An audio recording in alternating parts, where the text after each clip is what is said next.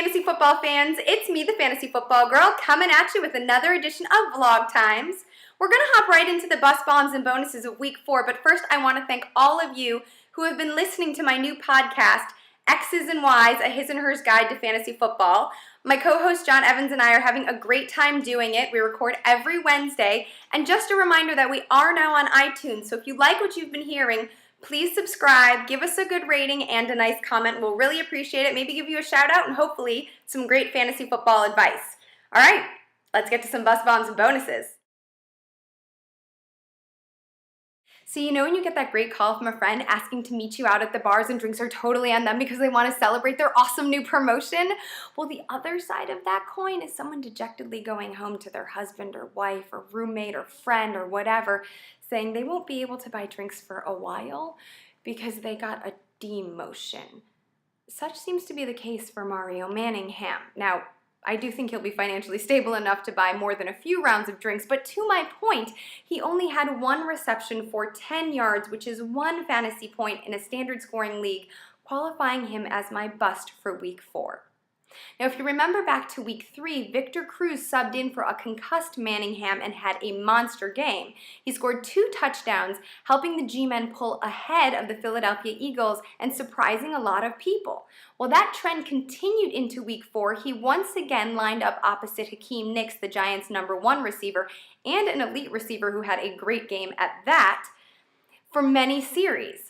Manningham was disappointed, though he did admit in interviews afterwards that it had nothing to do with the concussion, nothing to do with his health, and that this was the way the play calling may go. Other reports are saying that Eli Manning was angry or frustrated with Manningham for running some bad routes earlier in the game and that maybe he isn't running good routes in practice.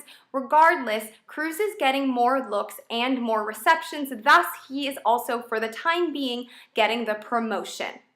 Manningham, who a lot of people, including myself, were high on, seems to be getting the demotion. Now, I don't think he's a drop, and here is why. Hakeem Nicks, like I said, total stud. However, he has had some injury issues. If he goes down, obviously Manningham's value goes up, so I don't think you can drop him just yet until we're a little further into the season and we see what pans out. Still, Manningham, you busted me this week, and so I'm busting you. Those of you who are familiar with my bus bombs and bonuses segment know that a bomb can go either way week to week. A player can crap the bed or have a phenomenal game. This week we're staying positive and tapping Eric Decker, the #2 wide receiver for the Denver Broncos, who played like the bomb in week 4 against the Green Bay Packers. He had 5 receptions for 56 yards and 2 touchdowns.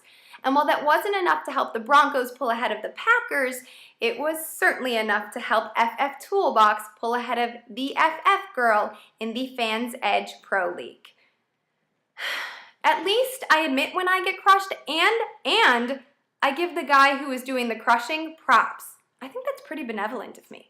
In any case, Decker has been a stud this season. He's found the end zone 4 times, while Brandon Lloyd, the #1 receiver, has yet to score a touchdown, though I do want to point out that Lloyd is getting a few more looks, receptions, and obviously yardage. My only caution with Decker is the quarterback situation in Denver.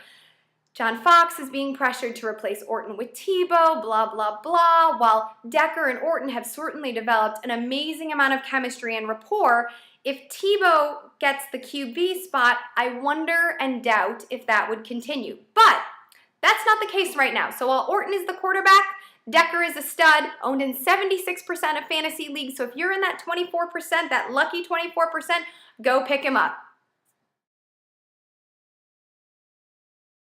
My bonus this week is a little bit different. I want to highlight a player not because he had a breakout game, in fact he hasn't scored a touchdown all season, but I want to talk about him because he's outplaying another player that a lot of fantasy experts, including myself, were really high on. I'm talking about Titus Young, the rookie wide receiver in Detroit out of Boise State. Now, in the Detroit Lions' comeback victory over the Dallas Cowboys in week 4, Young had 3 receptions for 41 yards. He was targeted 5 times. Meh. Nate Burleson, however, the veteran, yeah, now you know where I'm going, he only had 2 receptions for 16 yards and was targeted 4 times. This is the second week in a row that Burleson has only had 2 receptions.